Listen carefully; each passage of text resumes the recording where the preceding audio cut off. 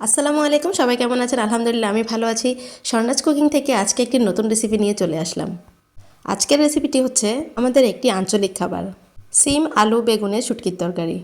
তো প্রথমে আমি সবগুলো সবজি কেটে কিছুক্ষণ পানিতে ভিজিয়ে রেখেছিলাম বেগুনের কষগুলো বের হয়ে যাওয়ার জন্য।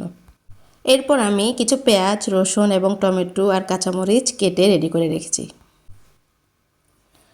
আর আমি এখানে দেওয়ার জন্য কিছু চিংড়ি মাছ আর 2-3টা বাঁশপাতা শীতল শুটকি ধুয়ে রেখেছি। চলেন রান্নাটা শুরু করা যাক। এখন আমি একটা পাতিলের মধ্যে কিছু পেঁয়াজ কুচি আর রসুন কুচি, সাথে কাঁচামরিচ আর শুটকি, সাথে চিংড়ি মাছগুলো একসাথে দিয়ে দিলাম। পরে একটু পানি দিয়ে দিয়েছি। আজকের রান্নাটার মধ্যে আমি কোনো রকম তেল ইউজ করব না। এরপর আমি এখানে 1 চামচ হলুদ এবং 1 চামচ গুঁড়ো মরিচ আর 1 চামচ লবণ দিয়েছি। আর শুটকির তরকারি রান্না করার সময় কখনো জিরা ধনিয়ার গুঁড়া দিবেন না, ওটা দিলে শুটকির টেস্টটা ভালো আসে না। এরপর আমি ওই যে পানিটা দিয়েছিলাম ওই পানির মধ্যে ওই মশলাটাকে কিছুক্ষণ ভালো করে কষিয়েছি, যাতে শুটকির কাঁচা স্মেলটা চলে যায়। এরপর আমি আবার একটু পানি দিয়েছি, যেহেতু আগে অল্প একটু পানি দিয়ে ওটা কষিয়েছিলাম। তো পানিটা যখন ঝোলটা যখন সিদ্ধ হয়ে গেল, একটু বলক গেল, তখন আমি সবগুলো সবজি একসাথে দিয়ে দিয়েছি।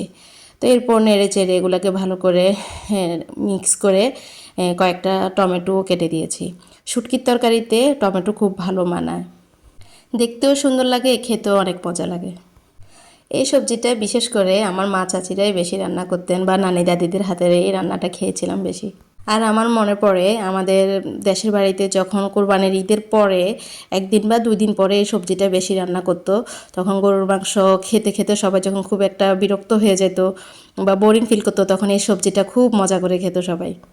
তবে আমাদের এখানে ইতালিতে এই সবজিগুলো সবসময় পাওয়া যায় না, বিশেষ করে এই ধরনের সবুজ বেগুনগুলা।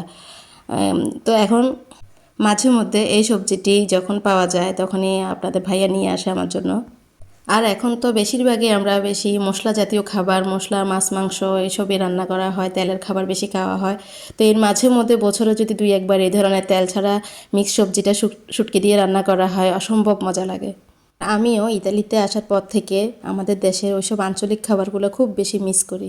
যাই হোক, এরপর আমার সবজিটা যখন একদম ভালো মতো সিদ্ধ হয়ে গেল, প্রায় 80% রান্না হয়ে গেছে, তখন আমি এখানে কিছু কাঁচামরিচ আর কিছু ফ্রোজেন ধনিয়া পাতা ছিল সেগুলো দিয়ে দিয়েছি। শুটকির তরকারিতে ধনিয়া পাতা দিলে অসম্ভব ভালো লাগে, খুব সুন্দর গ্রান আসে। আর এই সবজিটা কিন্তু অসম্ভব মজা হয়েছিল। আসলে আপনাদেরকে তো খাওয়াতে পারতেছি না, অসম্ভব মজাও হয়েছিল, খুব সুন্দর গ্রান বের হয়েছিল।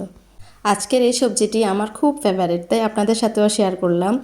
আপনাদের যদি ভালো লেগে থাকে এভাবে আপনারাও রান্না করতে পারেন। আর কেমন লেগেছে আমার এই আজকের রান্নাটা আপনারা কমেন্টস করে জানাবেন।